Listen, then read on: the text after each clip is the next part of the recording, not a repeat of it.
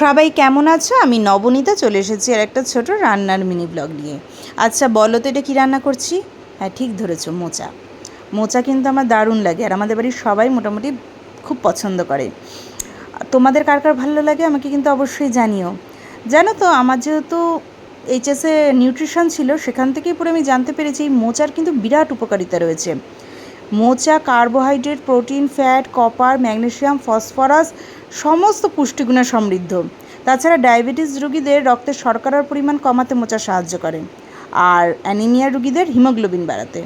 যাই হোক, তোমাদেরকে আমি জ্ঞান দিতে এখানে বসিনি, আমি জানি কম বেশি তোমরা সবাই জানো।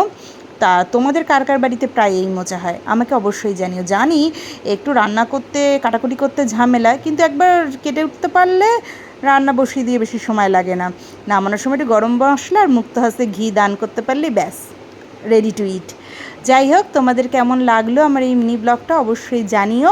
আর তোমাদের কার কার প্রিয় সেটা কিন্তু আমাকে বলতে আবার ভুলো না যেন। আজ তবে আসি, সবাই সুস্থ থেকো, ভালো থেকো। আর আমার এই ব্লগটা কেমন লাগলো জানিও, একটু লাইক কমেন্ট দিয়ে সাথে থেকো, পাশে থেকো। টাটা।